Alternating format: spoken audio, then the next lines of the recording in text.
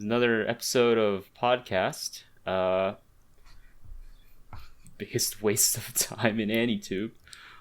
I'm not feeling the passion in this podcast. I think we need to redo that completely. Okay, all right, I'll read it. Okay. Hey guys, welcome to podcast. Perfect. Time on AnyTube. Hell yeah. Yeah, that's much better. All right, so with me here, I've got in alphabetical order. I've got Holden. Yeah, that's me. It is Holden Caulfield. You may have read my novel, Catcher in the Rye. My dad, J.D. Salinger, wrote me. How are you doing today, Joe? My name is Holden Caulfield. You might have read my novel. You may have. I mean, some high schools say that they have read me before.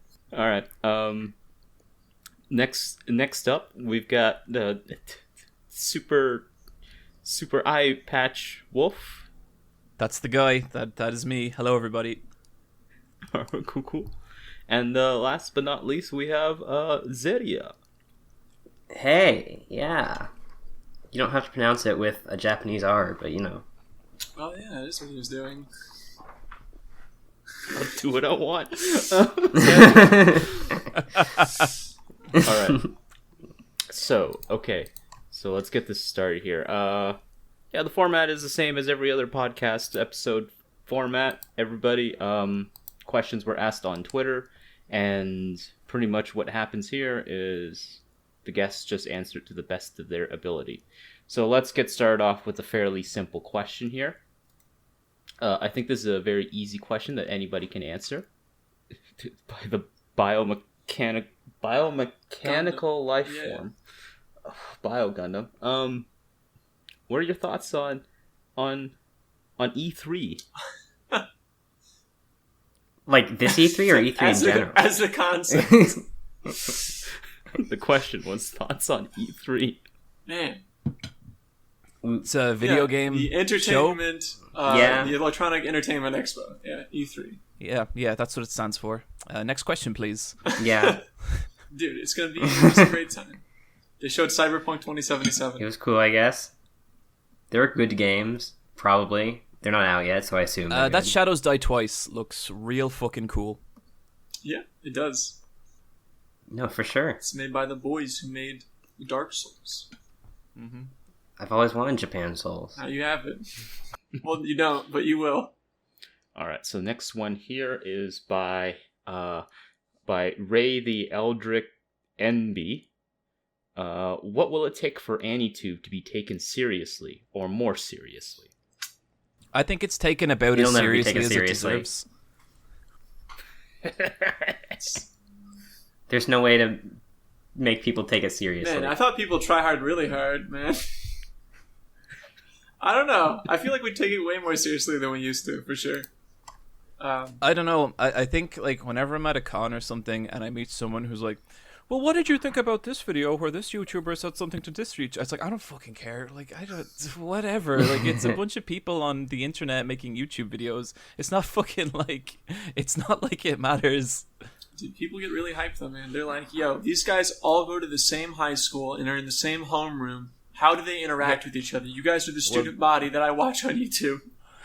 They populate this figmentated high school that you all live in my mind.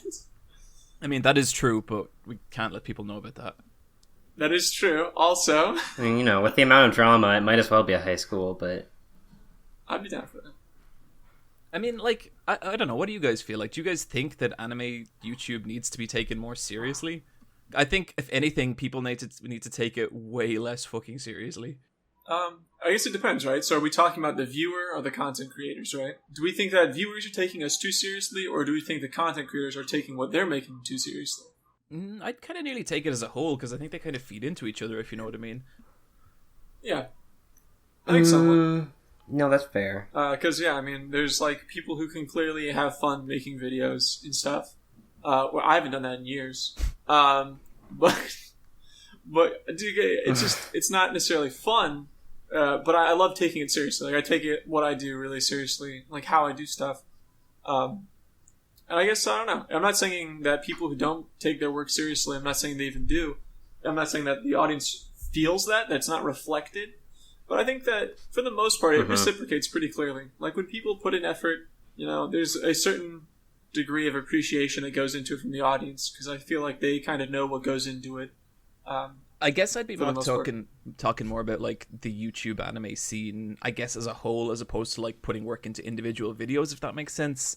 I think sometimes like there's a lot of like, I guess I would say like emphasis on like, and maybe this is just me being too inside baseball, but like on the YouTube anime meta, like trying to look, oh, this person's got this many subscribers or whatever, and like I don't think that level of like scrutiny is required. Yeah, I'm more just like, oh, this guy did a good video, and this guy did a good video. Important. This guy didn't do a good video, but I'm not gonna watch his stuff anymore, so that's cool too,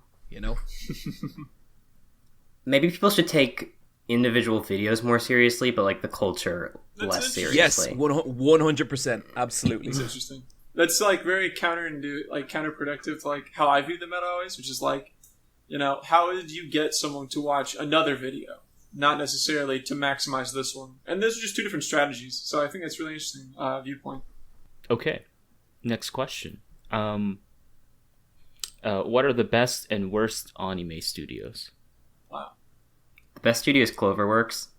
Pink Pineapple. The worst studio is which studio made my least favorite anime? Dude, you don't hate anime. Let's find this out real quick. You don't have no least favorite. That is not true. Damn, this is a hard question. You have a lot of stuff you hate then.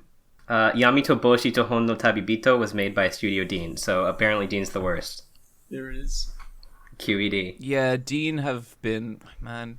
I think, did they make Angel's Egg way back when? Dean's done a lot of good stuff. I'm being mean. But like, yeah, they also made the Junji Ito collection and a bunch of other stuff that's like not good. Yarg. Yeah. Less ironically, I don't think about studios too often. Me neither. I think about staff a lot more. I just kind of take each show for what it's worth. I think the best is probably Madhouse. That's a very difficult one to argue with, honestly. If I was not being Mimi, my actual favorite is Kyoani and not Cloverworks. Cloverworks just got thrown under.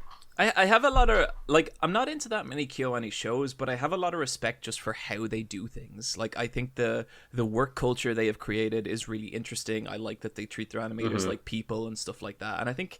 Yeah, that's like at least 50% of the reason why I like them so much. That shows in a lot of their work, I feel like. Like, I think KyoAni... And, like, again, I don't even like that many KyoAni shows, but KyoAni shows feel like they're made by people who are excited to make those shows. I think it's fair. Mm-hmm.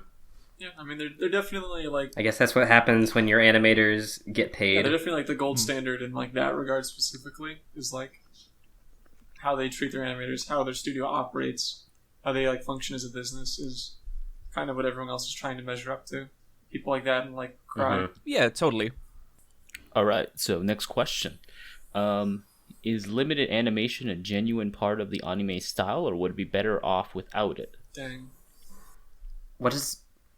I mean, I feel like to some degree limited animation it definitely is part of the style. Whether it should be or not, I think is a different question. Man, that's so hard. I feel like I'll without say yes, it... though. I like limited animation. But I feel like that is putting anime way too much in a box. I mean, when I watch, like, Western animation that's, like, less focused on limited animation, I don't know, it's often less interesting. The unique circumstances you're put in by the animation having to be limited, I think often gives rise to more interesting and creative animation. That's true. I think that, like, because they're kind of put in a box, they have to be creative on, like, how they manage what they have. How do you min-max it? Yeah. Mm-hmm. No, for sure. I think, like, it's a kind of game of trade-offs in a lot of ways, because what limited animation does allow is it allows for more detailed individual illustrations. Mm-hmm. And so a lot of anime, like the average anime character is a lot more complicated than, like, fucking Mickey Mouse or something like that. And so limited animation does open up the doors to have, like, more, I guess, detailed, I'm not sure if I want to say expressive characters. So I guess it's like a sliding scale. Like, you have something like Mob Psycho where it's like super simple character designs and incredible animation, Mm-hmm. And then you have something like JoJo's, which is like the opposite. And I think they're both good and they're both, like, versatile. As for if they're both anime, that's kind of one conversation that I'm kind of like, anime is such a nebulous term. I don't know how you define Japanese colloquialism. kind of anything. I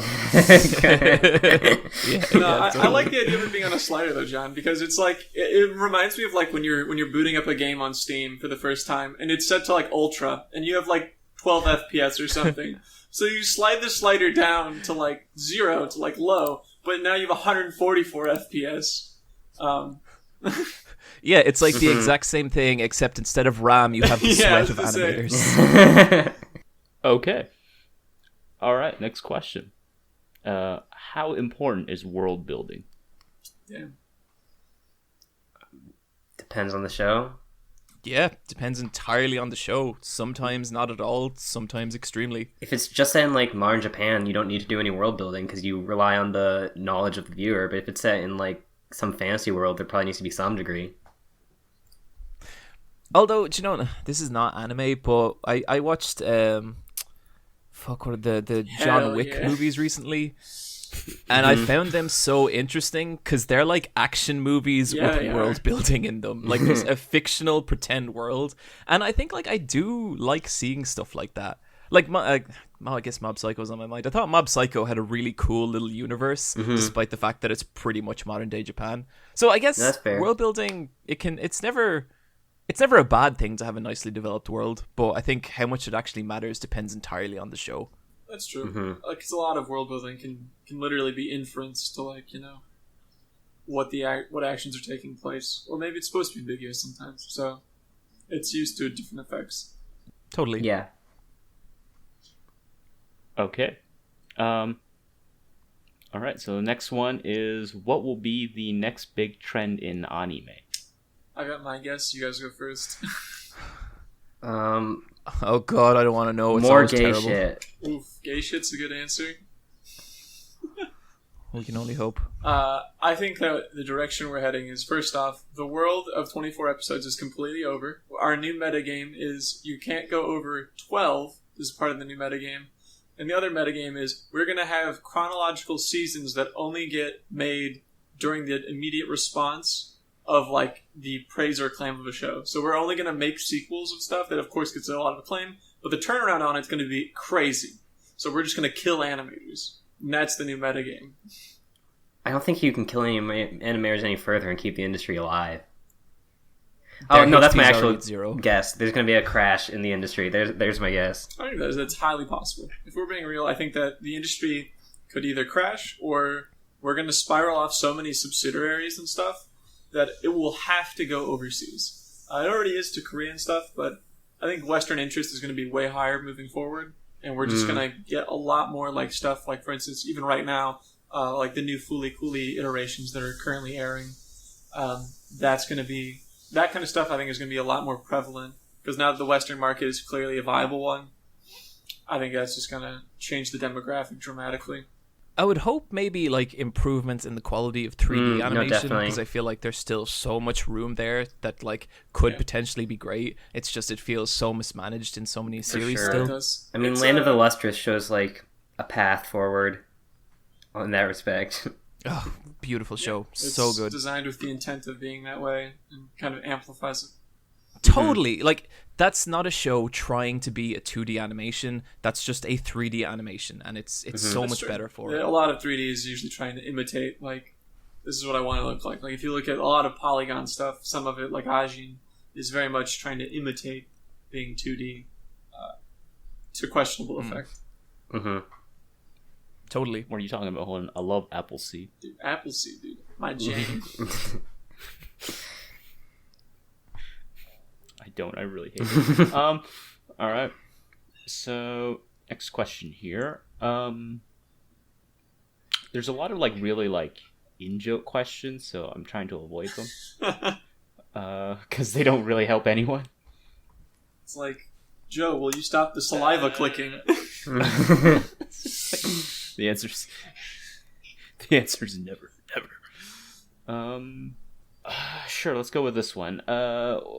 Is the concept of AniTube inherently flawed because it poses a trajectory towards isolating anime out of the media mix context that it operates within as a medium? Great question. I stopped listening like a quarter of the way through that question. Is the concept of AnyTube inherently flawed? Please God, don't read it again. I don't know. Like, again, this is another of those things where it's like, when I talk about like people taking the AnyTube scene too seriously, like, no offense to that guy, that's exactly what I hear. Because like, to me, I just prefer to view it all as a group of individual creators, because I think that's what it is, and that's what it's always going to be. The idea that we're all watching each other's stuff and we're all working off that is insane to me, and that's partially because I don't watch much AnyTuber stuff. I just kind of do my own thing, and I think that's actually what results in the best content, and I'd encourage people to do the same. I mean, okay, like, I think for this question, we have to wonder, like, does AnyTube really mean specifically AnimeTube, or is it more focused on like a general anime culture that includes the other parts of that media mix? Like, if you write, a lot of AnyTubers make videos about manga, and that's still considered AnyTube. So, like, I don't know, it's kind of posing a false dilemma. Manga, I want them I so agree. bad. I mean, I certainly agree. I've poured so much time and effort into the R&D of manga shit. I want it to work so bad.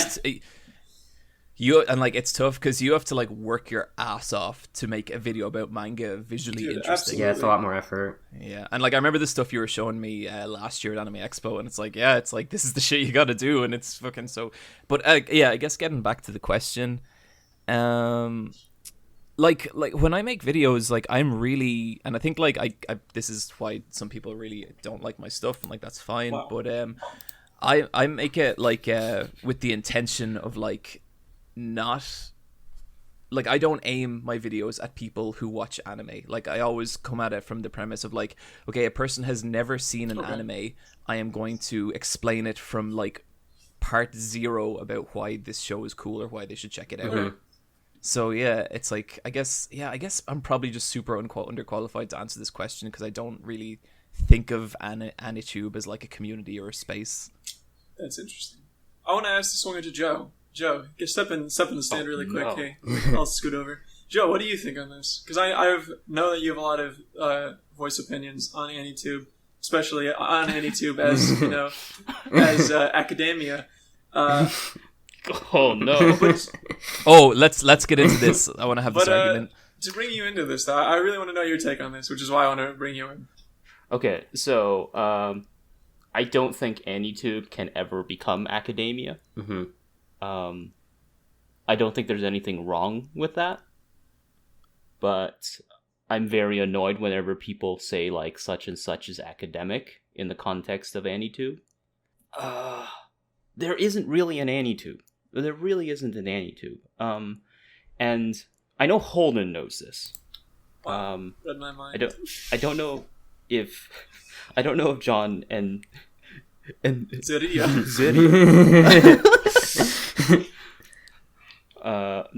Zeria. I don't know if John and Zeria know this, but like I came from the live reaction parts of AnyTube. I think I've heard something about that. And they are completely separate from everything else.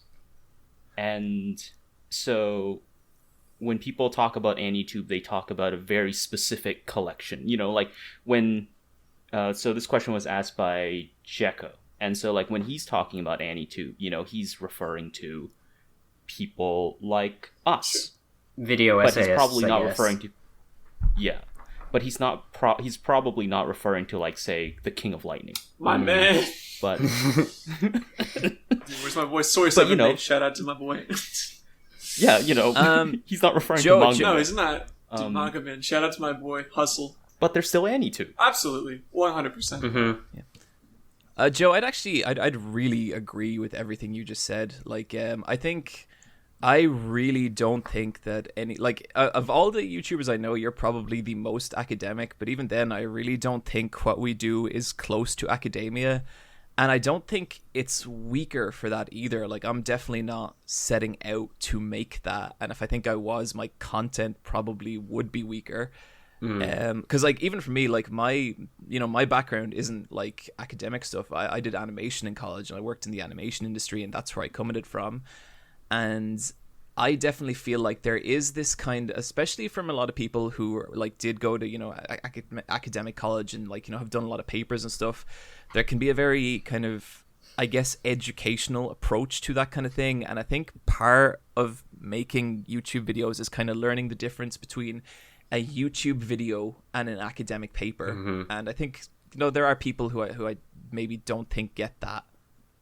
Yeah, I'm trying so hard not to name names. I appreciate it. People. It's a very good middle ground to have. Yeah, so it's really difficult, right? Because I think that it's not something that content creators really set out for. I don't think that's what they want. It's more or less what the viewers perceive them to be. It's not it's not a moniker that someone gives themselves. I've never met a person making anime videos classify themselves as an academic at all. Like, there's just nothing there. Like, it's so finite, and on top of it, the education, there's like the resources, the education, the information, all that stuff behind anime and everything is so scarce and like sparse throughout the net, like the internet, and just like in print in general. It's so hard to even consider anyone really an academic on it. It sometimes seems like people get called academics just because they like cite anything ever. They cite things. Wow. Don't cite stuff, by the way, kids. What? I'm gonna kill you. Like, Definitely don't cite things. I don't even really like the term. Like I hear the term anime analysis. Hell so yeah, much, I hate that word. and I think anime analysis is the most up its ass analysis, man. way of putting it. We make videos about anime. Like, that's it. Like when you I feel like analysis implies testing. It implies coming to conclusions. It implies all that stuff. We don't do that. Lab coat. We all everyone just gives their opinions, and sometimes you can do historical stuff, and historical stuff's cool too. But that's not an analysis. It's still not analysis, and I think that has led the community to this kind of just weird kind of intellectual pissing contest where it's like there's some ring trying to be grabbed, and I don't think it's there. I'm just more interested to see people do their own stuff, honestly. If that makes sense. It does. It's difficult sometimes because it's like it's not like YouTube isn't a competition, but a lot of viewers view it as such because there's numerical values associated with everything. There's metrics tracking everything about what we do, from views to subscribers to comments to likes. Like, there's so many metrics that they use as like competitive pieces, and they try to use academics as a way of like, this person is better than this person, or the same way that they use those metrics to view if this person's better than that one. And they're all just arbitrary. They don't really mean anything. And like I'll occasionally get messages about stuff like that, but I swear to God, I have looked at my YouTube analytics page once ever, and I was like, this is fucking dumb, and I never looked at it again because I don't care. Obviously I care about growth because otherwise I wouldn't put videos on the internet, but it's like, it just seems like such a weak way to quantify what a video can be. Do you know what I mean? It's what a video can be much more than what likes or views can ever express. I always think it's really, if you want to make a super bold statement, man, I always love it when people disable their likes and comments on a video. Whenever I see someone, not saying any of us have done it, whenever I see a video person do that on YouTube, I'm like, this person clearly thinks that this is just, they want to just say this. And it's always really fascinating to me. I'm not even saying it's good or bad, but like disengaging yourself from the community to that level just fascinates me, because I reply to every comment. I get emails about all of them, and I read all of them. I don't know if you guys can at your levels or anything, but I love it. I love the interaction that we have with the community. So it's a double-edged sword, because the community also puts us in these positions sometimes. Yeah, honestly, I barely look at my comment sections. I'll chat to people on Twitter sometimes, but like, the comment sections, I feel like if I read enough of them, I'll go insane. And then like I start thinking about them too much, and that starts changing how I make videos. And so I kind of I don't know. Joe and Zeria, how do you handle that stuff? I think I'm still small enough that I can like keep track of my comments without dying. Although if for certain videos, if they like start to blow up and do really well, I'll just be like, okay, not looking at these comments anymore, because they'll never be good. What about I just you, want to Joe? be praised. Good. Oh my god. I think it's good comments. Well, I have a little bit more of a leeway because my channel is 2 people. It's Scrolls and I. And so how the labor split up is that like I do the research, I do the editing, and Scrolls does the whole like channel side of things, and he also composes the music. Right. So like I never actually see the comments, or the messages or anything unless like Scrolls is away, and when I do, I usually only say something like "thanks" or "fair enough." Fair enough. I mean, that's all you need, really. Those are pretty good. There is no comments that you can't answer with thanks or fair enough. That's so true. Those are pretty universal disarms. Terrible. Everything here is wrong and inaccurate. You should do it this way. Fair enough. But I mean, honestly, that's a better answer than like arguing with them. Because I find like the moment you start arguing on something like that, you're done. It's such a time sink, and like there is this weird anxiety that comes with it, where like if you are somebody who cares about one, the opinions of others, if you have any sort of empathetic intelligence, and if you are somebody who is constantly trying to learn or adapt to things, then like even very small comments can throw you off. Yeah. Because then they'll be like, oh, you're wrong because like it's actually just about this. And then like on some level you're thinking, okay, well, this comment isn't that helpful. But on the other level you're just like, I kind of hadn't thought of that. Kinda, but then I kind of feel like a lot of the time, especially like with the specific case you mentioned there of you're wrong, it's actually about this. There's a kind of point where I'm like, what do you mean what it's about? Like, this is what I experienced when I watch it, and that's all I really give a shit about conveying. And I guess that gets into a bigger conversation about authorial intent and stuff, but I think kind of the idea that there's one meaning to a piece of media, that's an idea I've really kind of gotten away from the more I do this.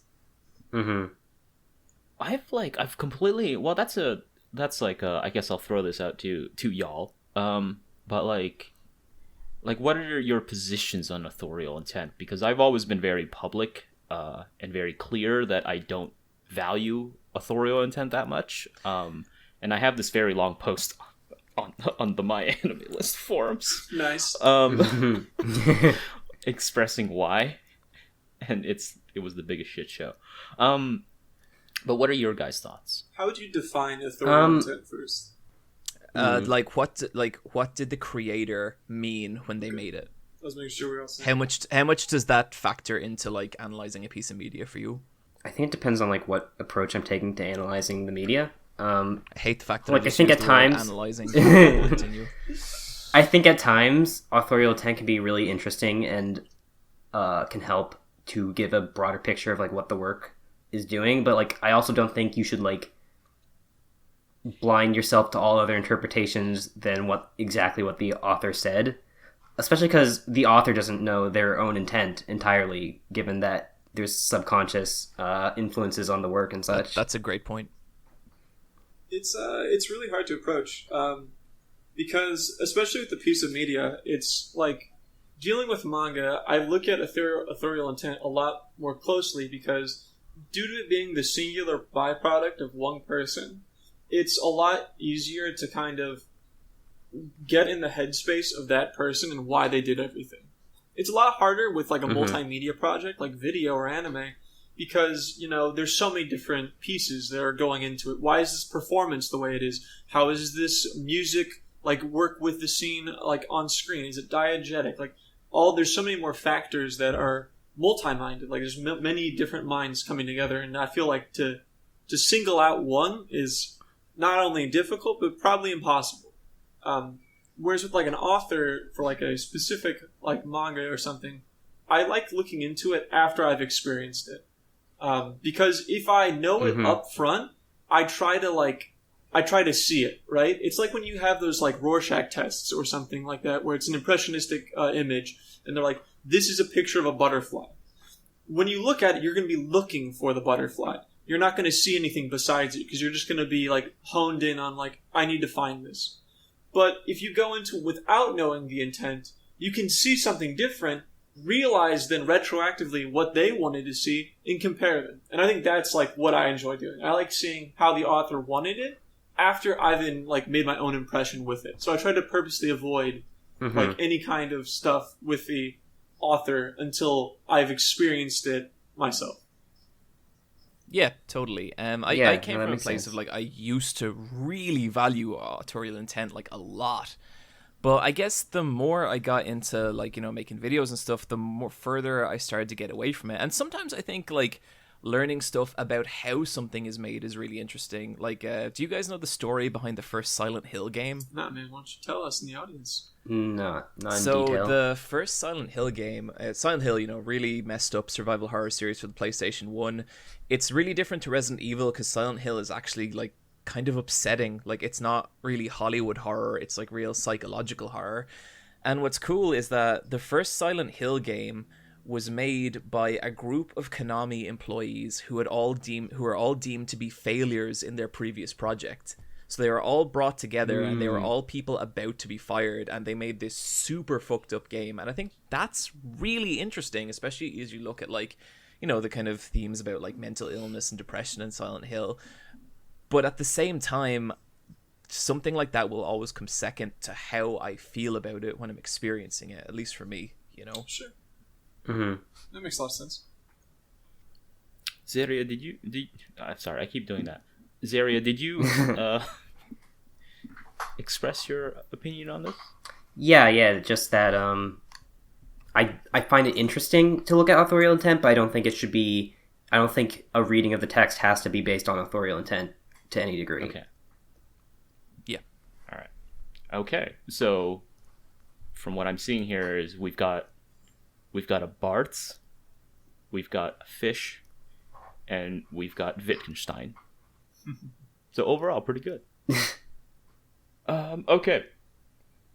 Next question is, well, I guess since we're all like on the academic discussion end of it, I might as well just group it all together. Ink asks, has the focus of academic anime discussion changed through the years? If so, how? In the variety of topics, in the relative importance of certain works, etc. I don't know if I've been around long enough to say that, but like they're definitely. This is outside academic, but just in terms of general anime discussion, I do think there's been a lot more focus on like staff and animation and such in the last few years than there was before that. But otherwise, I don't know. I haven't been around long enough that I feel confident speaking to this. I think the idea of like production and sort of this emphasis of the animators as auteurs, I would say very loosely. I think it is a little bit more prolific, but it's also become a lot more accessible. Because like what we see in like the Sakuga community specifically, I'm assuming you're talking specifically about like mostly what we're Sakuga community. The Sakuga community, but like that's been around since the 80s. That practice has largely been something that like what people like the Ota King Toshio Okada would call like 100% bona fide otaku. Like that would be something that they'd only do. But nowadays, you know, we have people like For Neverworld moving in and trying to kind of do stuff like that, I guess. There's a lot of stuff. So like I think you're right on that. It's kind of existing now compared to then. I mean, of course, the amount of stuff to like look at and kind of digest has increased dramatically. The anime community has grown a second stomach in the process. There's just a lot more stuff because I mean, when you look at someone like Helen McCarthy, who's been doing this for years, right now, decades at this point. Oh God, Helen McCarthy. Doing this for decades at this point. Like even just looking at how just she's kind of like everything that she's kind of put into the industry 20 years ago compared to now is very different. And even if you look at someone like, you know, Patrick Galbraith in how he contrasts some of those ideals and stuff, really kind of just shows the change that's been occurring. I think it's a lot more. I think it's really interesting because people who like anime are usually not casual fans of it. For the most part, they're usually pretty devout fans of it. So to be like that into the academia side of like anime and production stuff is it's like you're like the 1% of the 1%. Like, it's such a small fan base, it's so much a niche fan base, and then it gets even smaller because now you're taking it to like the nth degree where you're like splitting hairs and stuff, which is like what I was super interested in. That's why I moved to Japan. I wanted to know everything about the production side of Japanese animation because I was so enthralled with it that I had to know the truth because it was so hard to find answers other ways for me. So it's hard because I feel like I'm one of those bona fide otaku, I guess. And so it's hard for me to see the world from like anything else besides a bunch of tryhards who are just taking cartoons a little too seriously. I think if anything, kind of what I've noticed is nearly the opposite in a lot of ways. I think in the last decade in particular, you've really seen the rise of the casual anime fan, where like they've, you know, streaming services like Netflix, Sword Art Online being on Netflix, One Punch Man, Attack on Titan. I can't tell you how many people I've met in the last while that like I would never consider anime fans, but they're like, oh yeah, I've watched like Attack on Titan, and they know what that is, and so that. And so that the 1% of the 1%, that is totally still there. But you're getting like what I feel is, in a lot of ways, a much larger casual audience. And the disconnect between the two is intense. Like, it is really, really intense, where to the point that they nearly don't understand each other at all.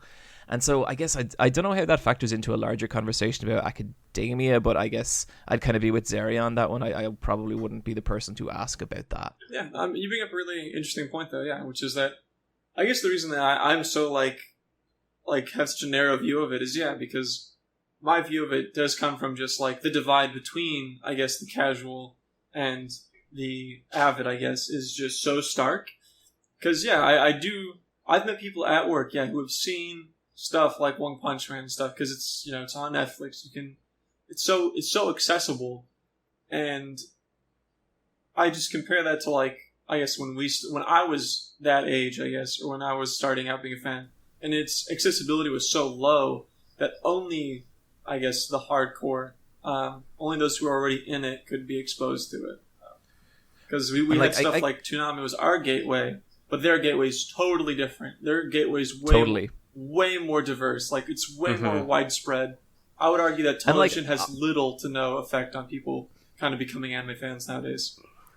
And like, honestly, I'm equally interested in hearing the opinions of both. I remember I was walking around with my one of my best friends and his little brother once, and his little brother was like 10, and he had just watched Neon Genesis Evangelion, and I was like, he asked me had I ever seen it, and I said that I hadn't, because I wanted to hear a 10-year-old's version of what happened in Neon Genesis Evangelion. And that was really fucking interesting. Like, that was way more interesting than probably a lot of, I guess, essays I could have read about Evangelion, you know? No, absolutely. And so I guess I'm always, like, I'm kind of always interested to hear, like, I am always going to be interested to hear someone super knowledgeable talk about it, but I don't think people should underestimate, why does, like, as much as people hate Sword Art Online, and like I have no fondness for it, why that became popular is fascinating. Yeah, there's a lot of different variables that could have went into it, and it did. Exactly. Yeah. Video games. All right. Also, as a side note, Holden, if it makes you feel any better, Japanese academics aren't as very particularly well prepared, more so than anyone else with anime, because a lot of them come from literature backgrounds. Oh yeah. And so like a lot of them aren't bona fide animation scholars. So I think a friend of mine mentioned that like the only one that he can recall off the top of his head that's like a Japanese animation scholar in Japan was like Ryusuke Hikawa. But other than that, a lot of the people talking about anime come from literature. Yeah, that's kind of what I got while I was there. Nice. I mean, not nice, but... No, yeah, I mean, no. I mean, finding answers is always a good thing. Okay, let's see here. Oh, all right. Next one. Next question here is: what's a premise for a show you'd love to have to be explored in? Do you love to be explored in anime? Wrestling anime. Wow, Tiger Mask? Come on. Wait, I was gonna say Tiger Mask. No, one that doesn't exist yet. A legit wrestling is fake, and we're all working together. Wrestling anime. It's still real to me, goddamn. Does it have to not exist yet? No, I don't think it does. I think that's a really interesting idea. So it'd be like kind of like have like the Bullet Club and stuff in it, like AJ Styles. Yeah, I think that's such an interesting universe. I think that could be really, really cool. What about you guys? It feels like Tiger Mask. Yeah. I don't know. Another more Yuri anime? There's not enough. Just give me more girls kissing. What the fuck's wrong with you? I would really like to see a series about intercommunication, or basically failure, like being lost in translation. I would like basically people's inability to understand how life is like on somewhere else in the world, because they have to interact with someone who's clearly like not. Neither one understands each other, and just how different it would be. I would love to see countries that are just unexplored do that. There's kind of a manga like that. Yeah, there is. She's it's the exchange student one with hijab. Yeah, it's a good one. There's a Yuri visual novel about a girl who's Japanese and a girl who only speaks Esperanto as well. That's about that. That's what I'm talking. I want my dream is basically, of course, it's Yuri. Having that's the only subject I have like extensive knowledge about. Okay? I'm noticing a trend in your opinions area.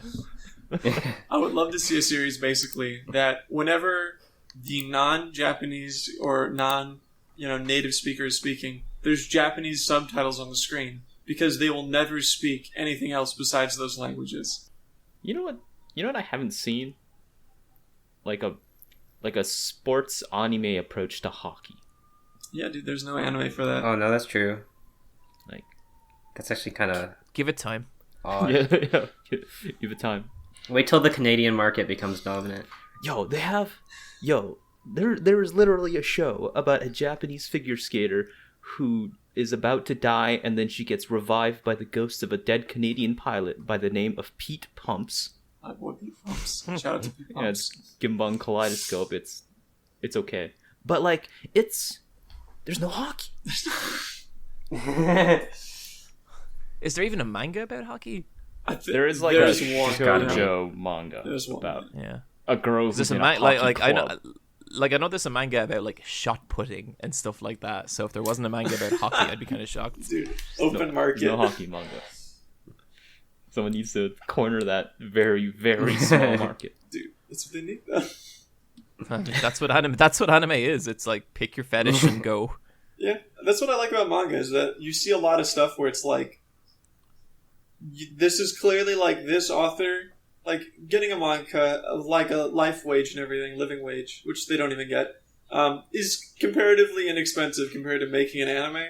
So you just see manga about just the craziest things. Like, one of my favorite ones was by a man who, he wrote one of the Devilman reiterations, I think Devilman G. But it was a manga about a woman being possessed by the spirits of the dead Native Americans, and so she went down to Yokohama and would kill the JSDF members who were American there. Okay, yeah. And that's crazy, but it's inexpensive, so you have one person who's just following their dream, I guess. Kind of like what we're doing, I guess. Following your dreams. Dude, follow your dreams, man. Bold text, black background. There it is. Follow your dreams. Oh, yes, of course. All your dreams will turn to nightmares. That's inverted colors.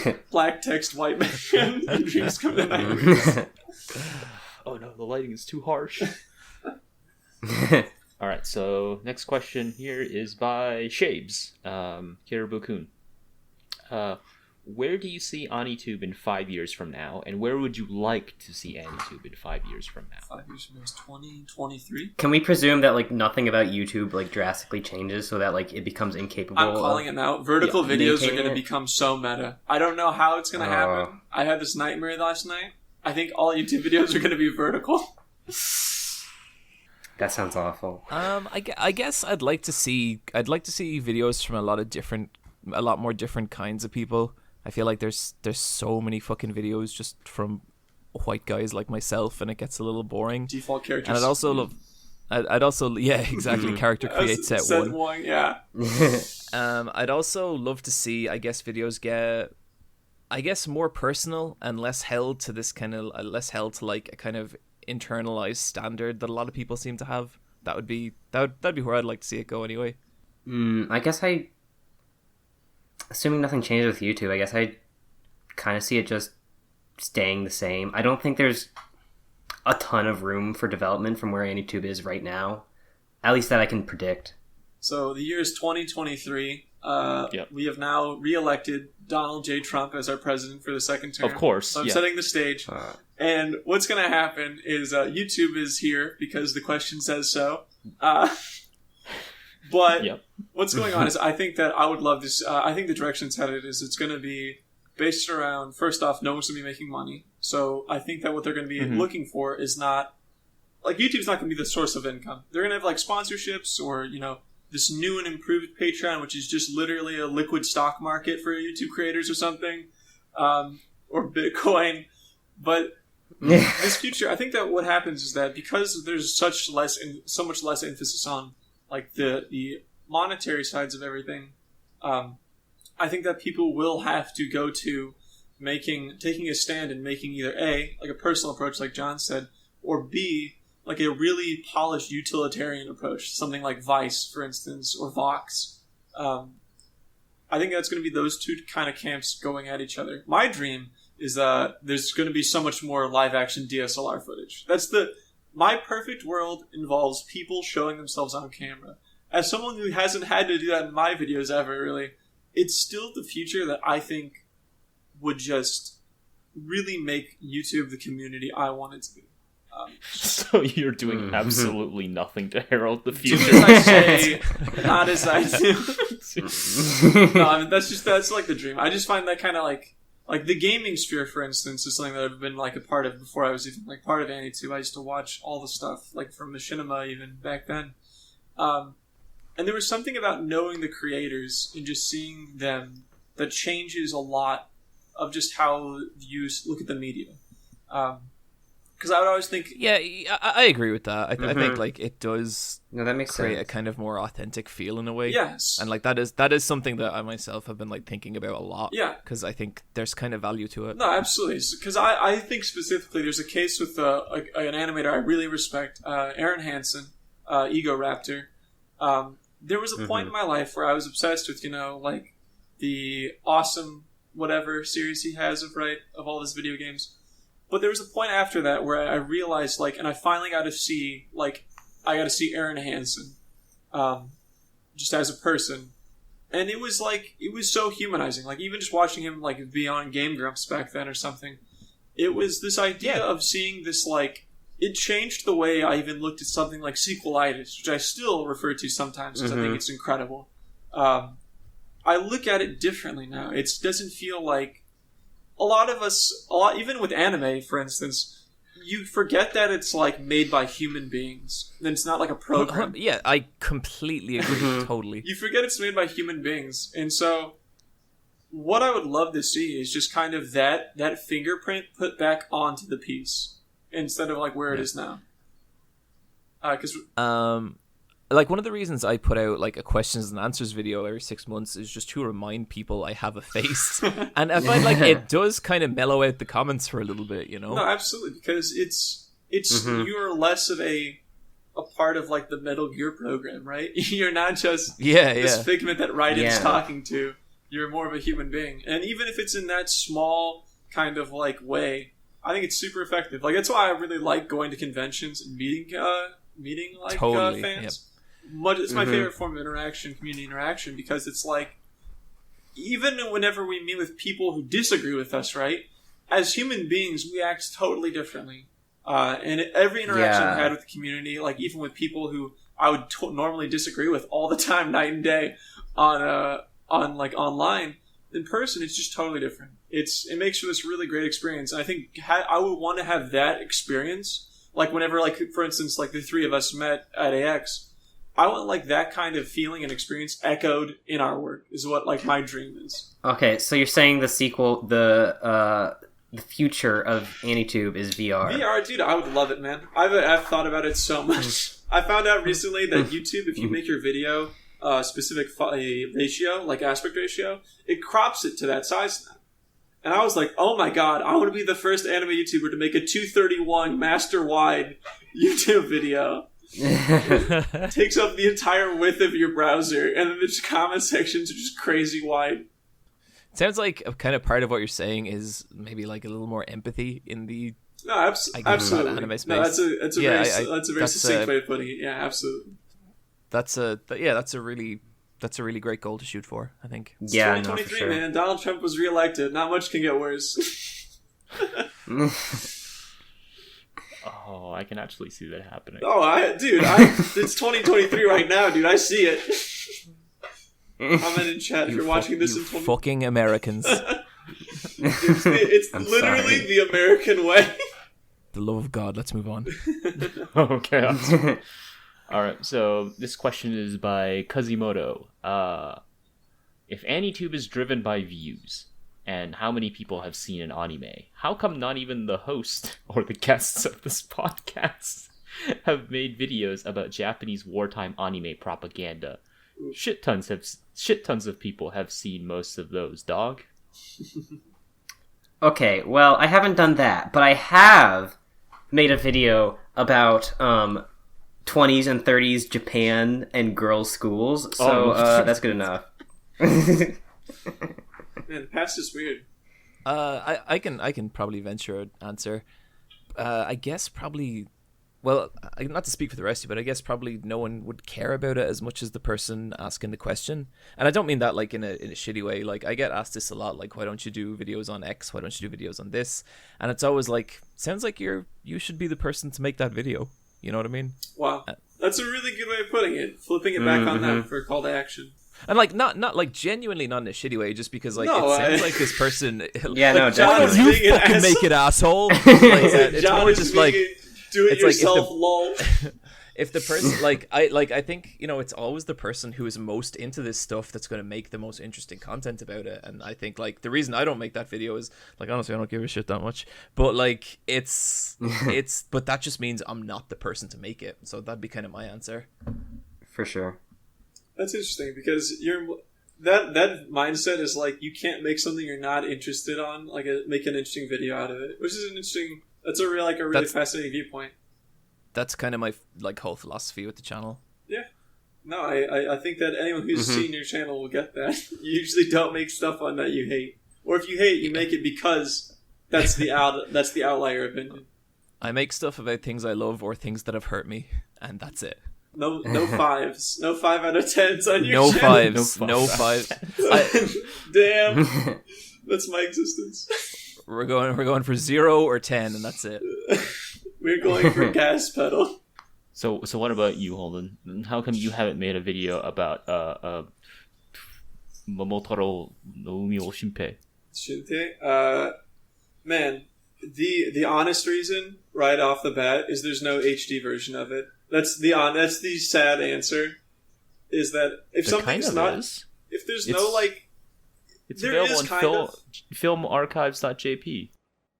but there's no like that's, I don't know. It's so hard to like even approach from that, I guess, because I want so much quality out of what I create videos out of. Because if I don't feel like it looks great, I don't want to make it. Well, okay, no, I just went on Anime Bites. There's Blu-ray rips. Why don't you just go download the Blu-ray rips from Anime Bites? No, because it's not like... First off, it is really short. Secondly... It's not that short. It's like It's not 45 that- minutes long. It's pretty short. I feel like I think the bigger thing, even just beyond quality, because I mean, when I was looking at it, there wasn't one. I don't believe because Okay. then I'm thinking of something else. I think I'm thinking of the experiments of the schoolboy writing on the board. Oh, Katsuo Shashi. I'm thinking of that because I've wanted to talk about that, but I couldn't find it in high enough quality. But it's the other thing is just like redraw it. Easy. Done. I've thought about it. But it's the idea that, like, I feel like the other part of it is just, like, there's so much stuff that you'd have to talk about besides it, because people would be like, hey, great video, why are you talking about this? I don't get it. And you would need I would need more motivation, or, like, a rationale or motive to talk about something that is that micro-specific. It would have had to have had, like, either a huge impact on me, or had led to a really interesting turn of events. Which is what I try to focus on now.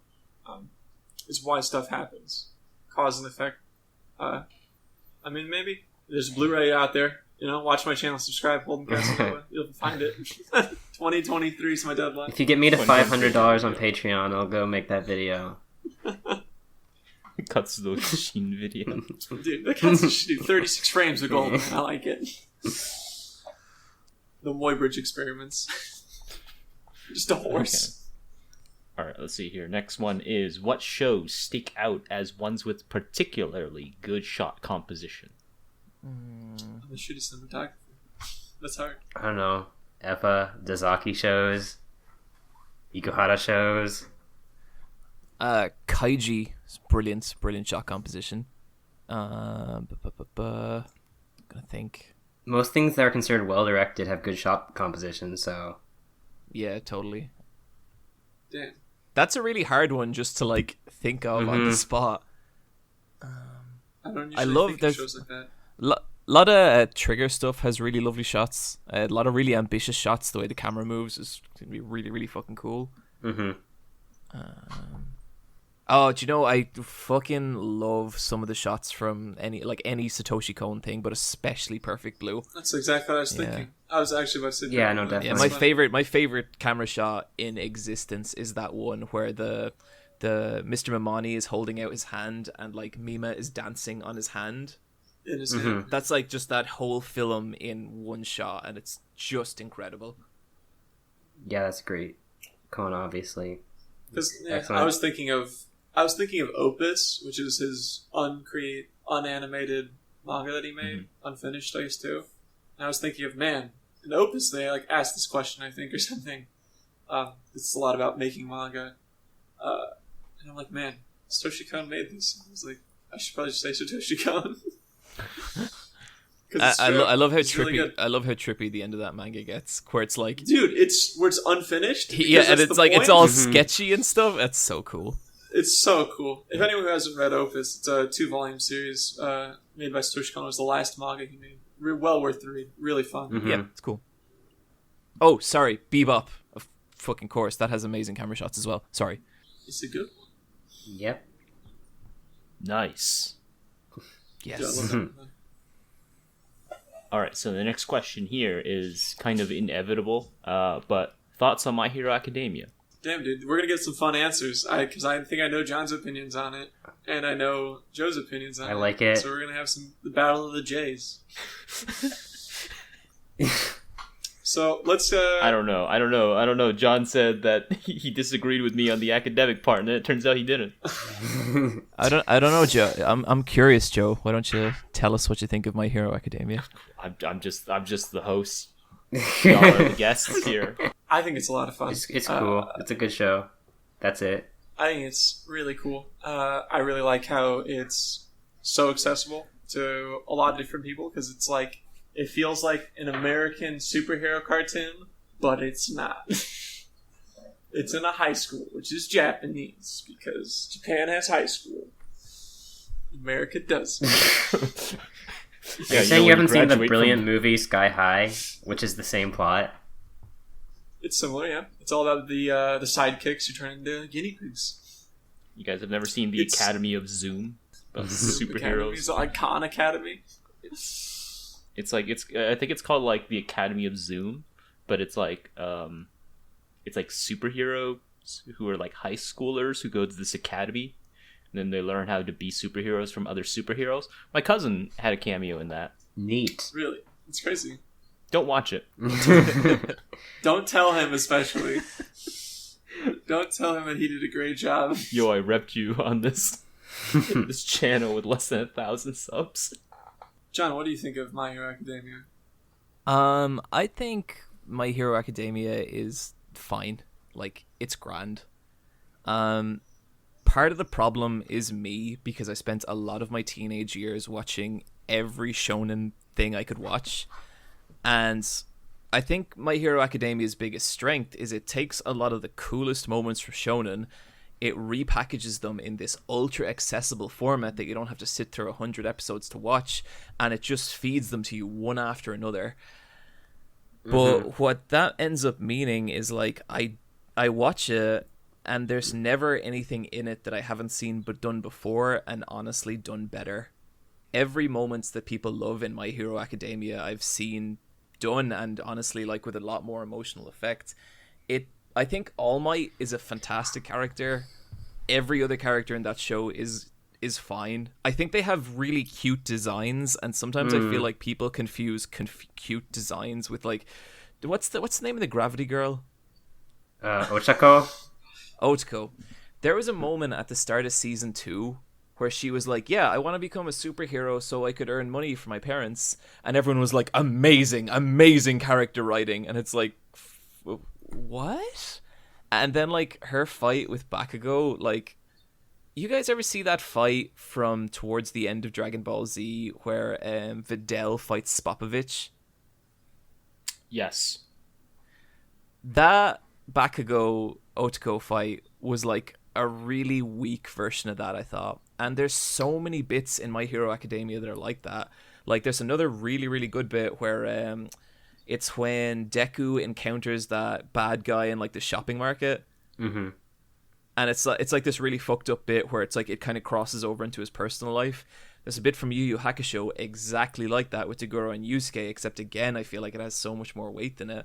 So like I don't dislike My Hero Academia, and I think if anything I'm the fucking problem here because I'm the asshole who went and watched way too much shonen. But it's also something like I don't really have any particular attachment to it, and like I wish I did. I wish I liked that show, because like why you should watch My Hero Academia would probably blow the fuck up, but it's like Sure. I'm just not passionate enough about it to ever make that, unless it gets way better, which it probably won't. And like I know people will be like, I know I'm gonna get messages from people like, oh, but you gotta get this bit in the manga is gonna change your mind or whatever, and maybe but also, were you into My Hero Academia before that bit in the manga? Because as is, I'm not. And also I love fight scenes, and the fight scenes in My Hero Academia are exceptionally animated but very basic in terms of their writing and what happens. And I also, I guess, final point on it, Hunter x Hunter, nothing has touched that for me since I watched it. So That's yeah, that'd be definitely my thoughts. reasonable.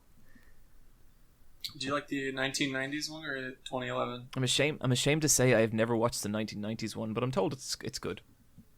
It's very good. Yeah. What are your thoughts, Joe? I'm curious. I promise I won't argue. I think our opinions don't really clash. Oh, cool. Okay. I think My Hero Academia is an interesting critical Marxist piece. Particularly in the context of Althusser and the ideological state apparatus. I'm kind of pissed that my second most popular video is my Hero Academia video, which I made that's everyone. Anyone who does a My Hero Academia video, the views on it are going to be like 4 or 5 times the average views. So I made that video at the end of the first season, before it started like really blowing up. And so it was just like, oh, this is where it's at. This is where the manga's at right now. And so like this is starting to look a little bit like a thinking about the Leotardian meta narrative. And then season 2 happens, and everybody's making videos on it, and it blows up. And now I'm angry. Now I can't divorce the show from that fact. My Hero Academia, like videos about My Hero Academia seem to carry the same amount of weight as videos about Sword Art Online used to, in terms of how YouTube will promote them. Do you know? And like that's absolutely no disrespect to My Hero Academia videos. People should make stuff that they're passionate about. But yeah, it is that kind of thing now where it's like YouTube sees My Hero Academia in your title and it's like, oh my god, and just puts it to high heaven. Do it. Put it at the top of the Rex. It's My Hero Academia. It's the Fortnite of anime. Oh my god, that yes. It is like just for the Fortnite. record, like it really is. Pretty much is. And like just for the record, I don't hate it, and if people enjoy it, they should enjoy it because I mean, like that's cool. Like I like as much like I'd never want to affect someone's enjoyment of a show. I'd never want to take away from that or tell them they're wrong. It's more just that's my feelings on it. For sure. What about you, Zeria? It's a good show. I like it. The manga's cool. It's fun. Hunter x Hunter is better. That's true, but I don't know. But I feel good. that I mean that's also true. I think Hunter x Hunter is just the best shonen, honestly. And the shonen I like better than Hunter x Hunter. Like I like Yu Yu Hakusho better than like Hunter x Hunter. I feel like I'd be insane to make an argument that it's better. Dark Continent. Am I right? I liked that monster that was just made of tits. Dude, it's my boy Hiroya Oku's writing right there. Shout out to Gantz. I love Gantz. Oh man. He actually made a new manga that's really similar to that. It's called Gigant. It's literally about big tits. It's Gigant, which is giant. It's crazy. Go read it, kids. Did I'm just meandering here, but did you guys see the Gantz Zero CGI movie? Gantz, I did not watch it. By Toho Animations. I really liked that. Dude, it's fucking great. Are you kidding me? Fucking, Dude, if they made a whole series like that, it'd be amazing. Me and my buddy just sat down with 2 hours and we were like, I hope they do the giant titty monster, and they did, and it was so stupid. Great. They do a really cool transition with that too, actually, with the eye. Yeah, man. Oh, that was a really good time. Gantz is a great time. All right. So the next question here is, this is also by the Biomechanical Gundam, Lifeform, Bio Gundam. Objective criticism versus subjective criticism. What does that mean? That's the question. So, like, subjective criticism versus just like this work has X. Is that objective criticism? Like, what are we comparing here? What is objective criticism? I don't know. I'm not Bio Gundam. This is just this question. Look, as a great scholar once said, objectivity doesn't fucking exist. So I think we should just move on.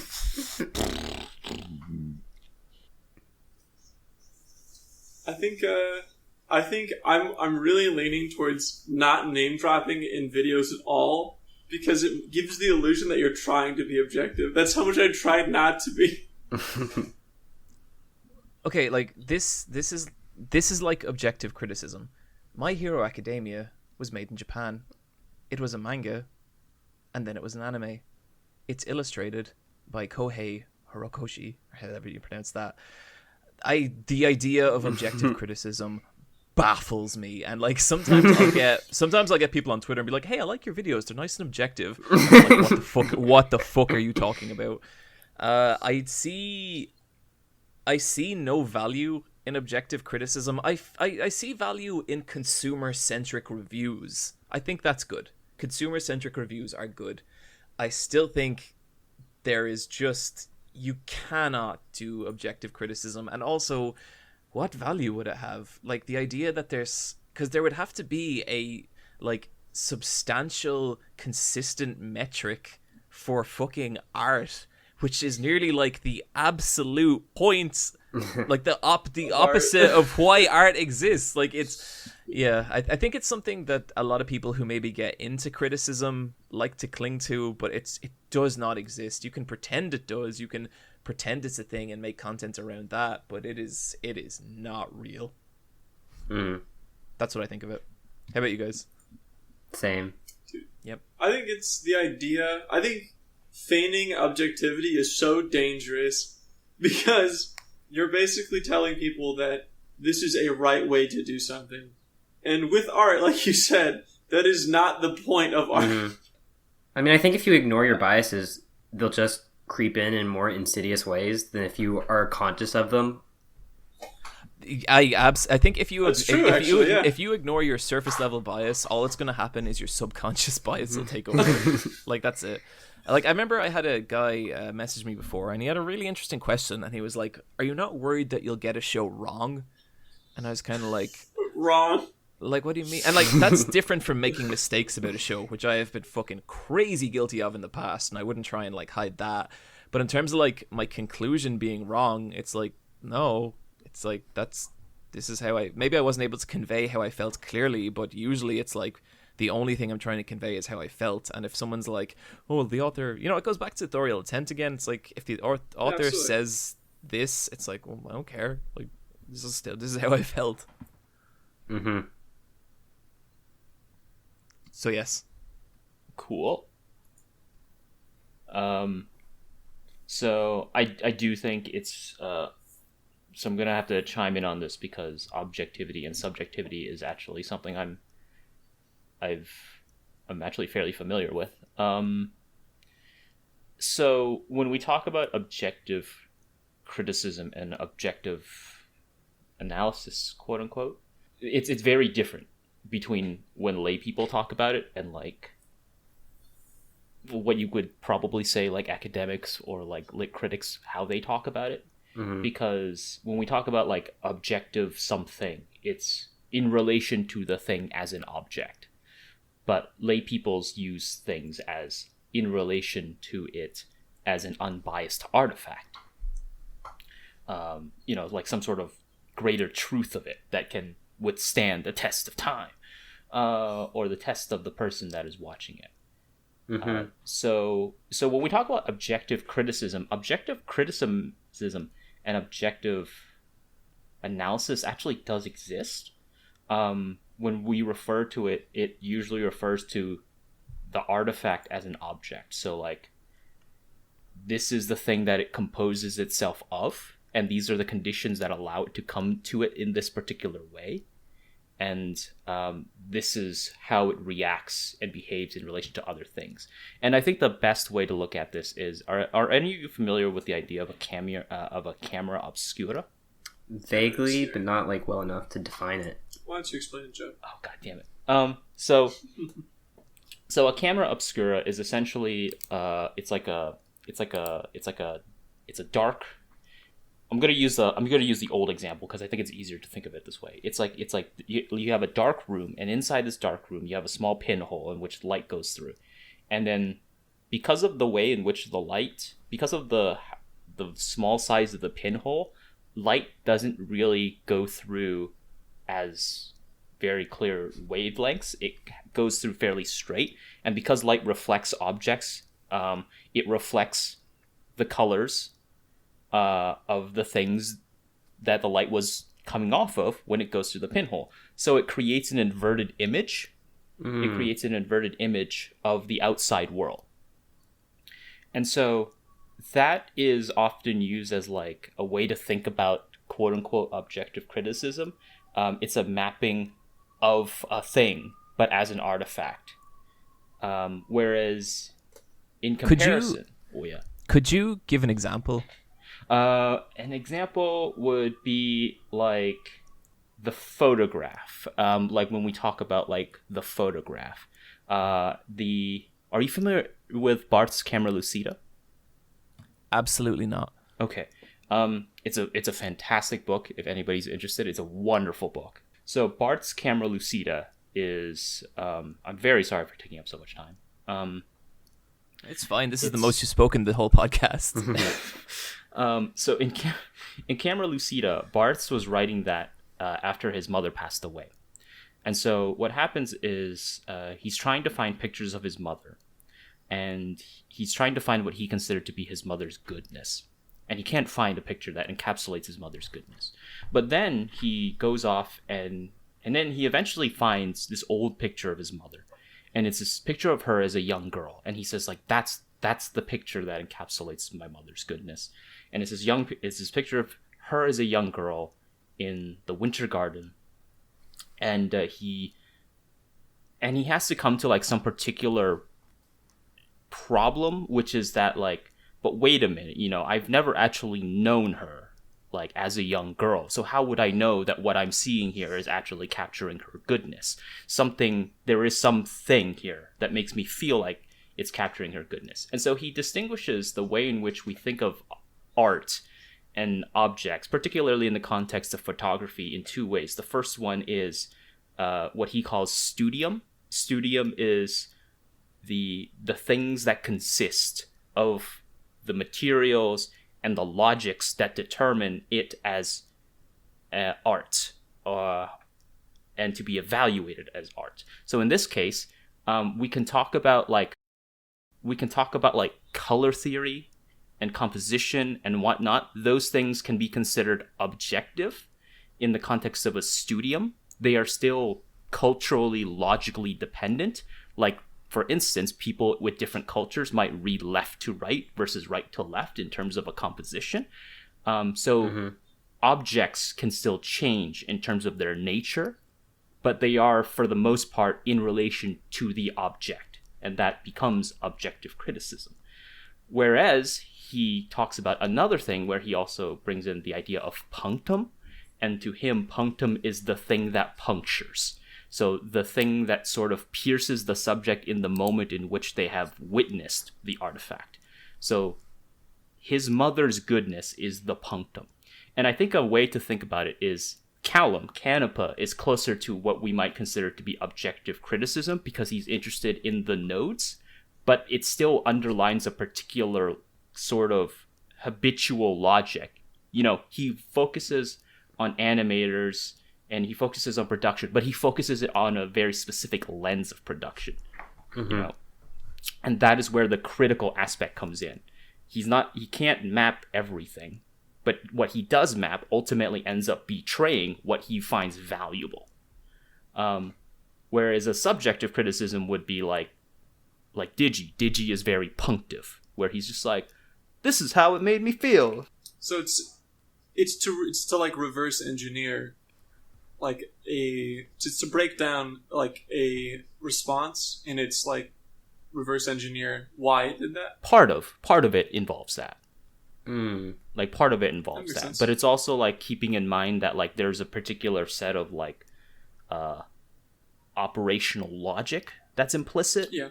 You know, like it's so very hard for me to describe it without like drawing upon like texts, like pure. I guess like it's tricky because like I get where you're coming from. And like, maybe I'm misunderstanding, but I also feel like even the objective things like rules of composition and stuff, there are so many variables to that and how that will be received that I would still struggle to view it as anything other than subjective. Yeah, so like, so I think this is really important distinction that we have to make, which is that like, I think, John, the challenge here is that you're using objective as in unbiased, or like a distance. Sure. And that's what lay peoples tend to use it as. And so, I definitely consider myself a layperson in this. Default. So my position is not to say that your definition of objective is wrong, because I'm the kind of person who thinks that like, you know, we shouldn't really care that much about like words having an innate meaning. So like I don't mind it when people use objective to mean biased or to reach some sort of like truth of something. Sure. My main response is to when you said that like objective criticism like doesn't exist, or when you implied that in. It does, but it exists in a very specific way. And so so just in case if you do come across somebody who says like like something as objective criticism, it might actually be a very specific weird thing. Yeah, that's fair. I don't think I've ever. Maybe I have, but I don't think I've ever encountered anyone using it in that kind of context. But that does make a lot more sense to me than I guess the way I've encountered it before. Yeah, you're not going to see that a lot outside of like harder theory circles. You're not going to see that a lot. Sure. Yeah. If you're ever interested, if you ever have the time, there's a phenomenal book called Objectivity by Daston and Gallison, which they talk about like things as objects, but the moment in which we look at them, something like happens, and so like how do we reconcile the idea of like the object and its nature? And you know, they talk about photography and electricity and science, you know, all that kind of stuff. It's really cool. It's a really cool. Sure. Okay, next question. How would you classify something as a porn game? A game with porn? Man. Was that how do you classify something as a porn game? That was also by the biomaniacal life form Gundam. I don't know. So I guess that comes down to how do you classify something as porn? Y'all are the guests here. I'm just the lowly host. I guess like that's tricky because like genre is tricky, but I guess something where like its innate purpose seems to be to like give sexual gratification on some level to a specific kind of person. Like it's not trying like more so than trying to tell a narrative, more so than like creating a particular vision. It wants to engage the viewer like that. That'd be my understanding of it anyway. I guess that's what I'd lean to as well. Because I'd be hesitant to classify all games with sex as porn games, but like if it does seem primarily intended, the sex part is primarily intended to gratify, then yeah, I think that's where I'd lean. I think if it has Kagura in the name, you can just put in the porn game. Yeah, that's a good one. Does it have Kagura in the name? Yes or no? Wow, that was solved very quickly and efficiently. What is okay? So this one is by complexity. What is your favorite anime about food and favorite food within that anime? Wow. What? Dude, that's so crazy. Wait, what? Why? It's such a crazy thing. It's like, do you want this? Have you ever wanted this? I'm like, I don't even know if I wanted it. Oh, man. And Shokugeki no Soma, Karaage, made by Nikumi and Soma. Boom. I'm gonna go with Karaage as well, but from Kofuku Graffiti. There we go. I don't know. I don't watch a whole lot of food anime. I've watched Shingeki no Soma, alright. I'm trying to think, was there anything else? I like that episode of Hunter x Hunter where they like make pterodactyl eggs and they're like, wow, this is delicious. And Silver Spoon as well was pretty good. What are you gonna eat? That fucking pterodactyl egg for sure. There it is. Pterodactyl egg. Alright, this what? Bio Gundam asks so many questions. Alright. Do you think the anime community is a breeding ground for incels? Oh god, that's dark. Oh Jesus. Maybe parts of it. Okay. Got a definition of incels for any listeners who don't know what it is, like I don't. Incels are Well, you don't know what an incel is? self-identifying members of an online subculture who identify themselves as unable to find romantic or sexual partners despite desiring. Wait, Holden, you don't know what incels are, but you know so much about the power scaling community. How does this stack up? I love that those two things are like connected in your mind. That's amazing. Man, I don't know. Okay. Every squirrel got to find a nut. I don't know. I don't know. I guess I feel like the rise of incel community is the result of a much bigger societal problem. I don't know how fun it would be to get into, honestly. Yeah. I think any online community is a receptacle for people who fall into that kind of, I'm gonna say, existence. But I would also hope that, like, man, the incel community is so dark. Like, incels are such a dark thing. It's so hard to kind of talk about. So I actually want to talk about it. So what? This is the first time I've ever heard of like inceldom ever referred to as incels. I can't believe how into anime and manga you are. I've never heard of this. Dude, like, this I've is never shocking. heard of this. This is so I'm exciting. kind of surprised that you don't know what incels are as well. Dude, I've never heard of this. So is there's a specific online group subculture that they're like, we can't find romantic or sexual partners despite wanting one. Now, is that due to like is that due to like a physical reason because they're ugly, or is this due to like like real women aren't good enough or something? Like a lot of these people, like if you go to like the kind of incel chat forums and stuff, they're not especially ugly people, but I feel like they're convincing themselves they are. They're convincing themselves like, I'm not good looking enough or I'm not rich enough. They drown in self-loathing so much that they can't possibly attract anyone because they're just so... They hate themselves so much that no one could the extent to which they don't love themselves means it's impossible for anyone to love them. and it kind of creates like this feedback But loop. the problem is, like, I feel like that hate then gets externalized, and it can very like no, I've seen sure. like, especially on some of the more angry incel community forums, where it's like it becomes Wait, what are very you much... doing on incel community forums? Dude, I mean, guys, at if you worst, wanna they if just you kill wanna go people, if you so- wanna go down the dark holes that I go down on the internet, we'll be here all fucking day, all right?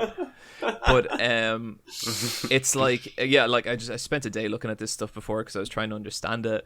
But it's like it becomes externalized then, and it kind of becomes everyone else's problem, and that kind of results in a lot of really, I guess, vile and violent ways of thinking, which is really, it's really sad. Like, it's genuinely, I really don't like. I don't like to see these guys suffering like that, and I hate the idea that anyone would think so little of themselves that they think they could never find a romantic partner. Because there's 7 fucking billion people out there. Like, someone's gonna fuck you. Like, I promise. Just like, you'll be fine. But it's dark. It's a guarantee. And I think any community that is based around like a kind of, I guess, like, you know, worlds that specialize in fantasy and escapism are really comfortable places for people like that to exist.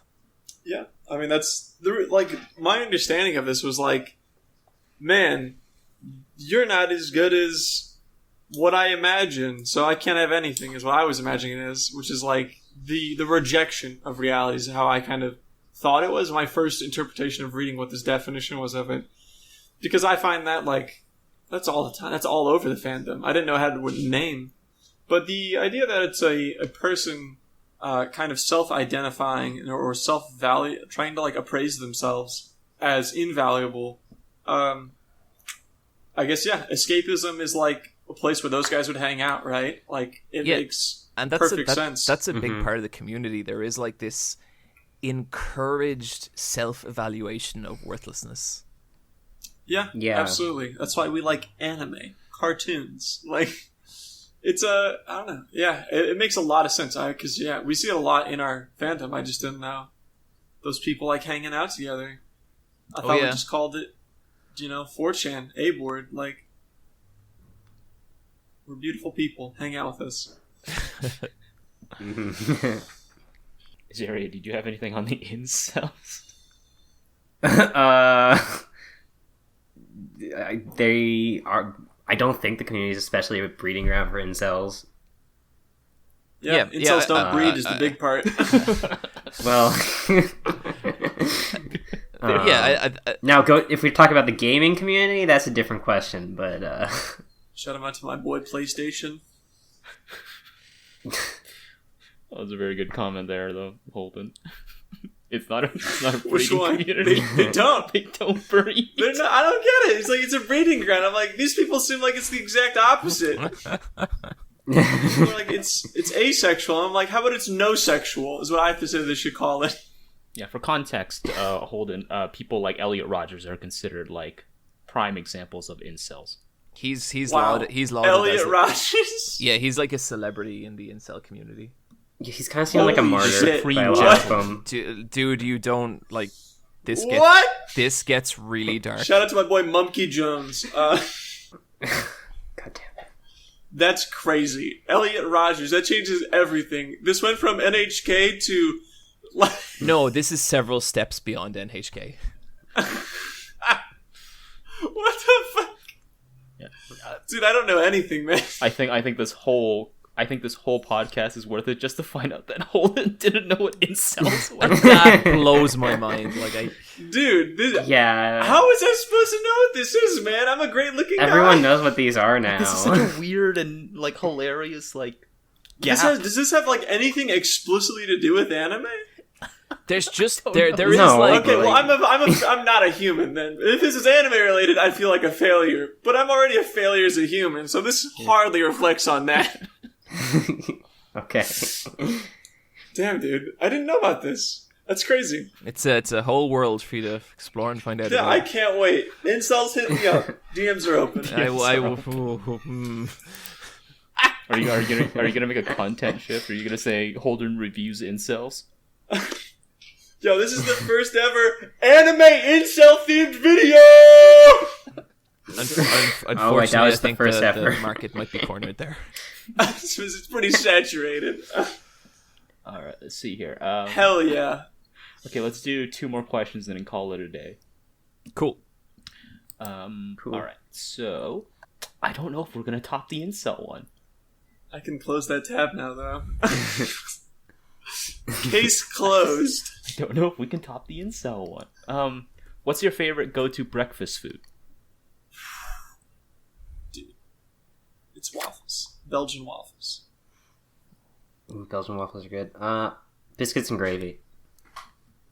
It's not really go-to because it takes time, but it's the best. I like some porridge. Get some blueberries in there. A little bit of purified peanut butter or almond butter. It's pretty good. Maybe some bananas. Well, okay, now you're a little crazy. Okay. I was with you until the potassium. Okay, so this is not really a breakfast food. And this is not really answering the question, but I feel like I need to mention this. Thanks. Really... Okay. So I had this dream. Where it wasn't actually like me in the area. I was simply watching it happening.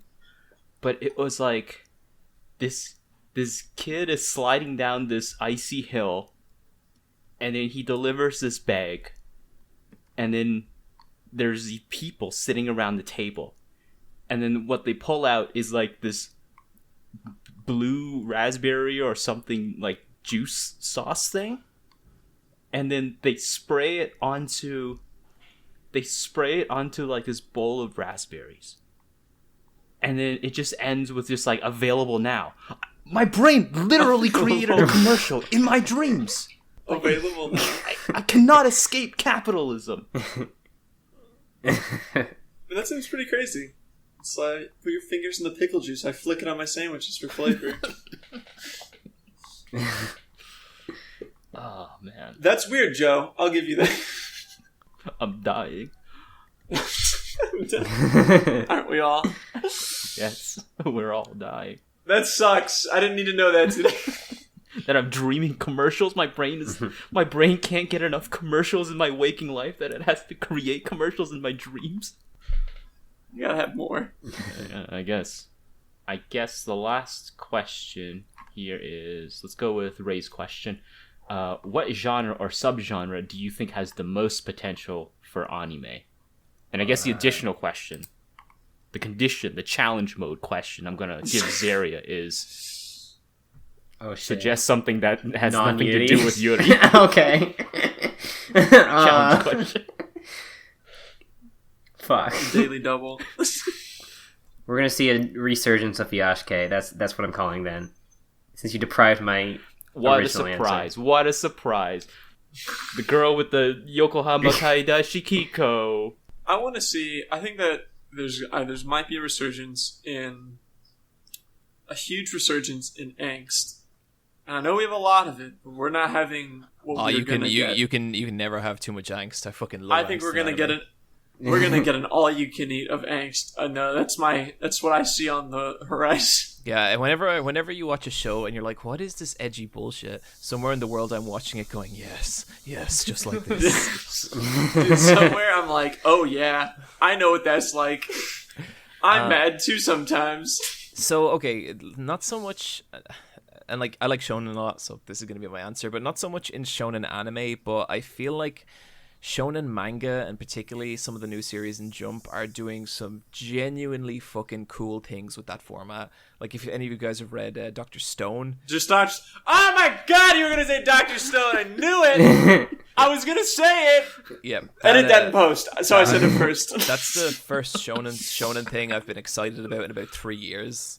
And I'm really, really enjoying that.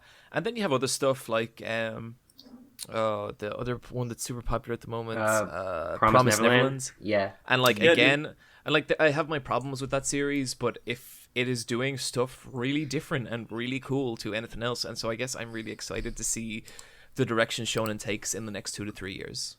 Yeah, dude, it's gonna be really cool. There's a lot of new stuff coming out. If you had asked me about that a year ago, I would not have said that. Yeah, because you would have been like, "Hey, here's the state of Shonen Jump. I hate all this stuff. Look at all this not fun stuff. Look at Bleach. I hate Bleach.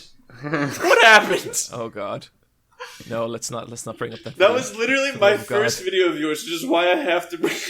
Yeah, that was a lot of people's first video. I still get angry emails about it. How dare you? My bunkai. My bunkai. My bunkai will taste your flesh, Super Eyepatch Wolf. I like Bleach. Everyone seems to forget that. Everyone forgets that, but I really like Bleach, and people have just forgotten. Oh,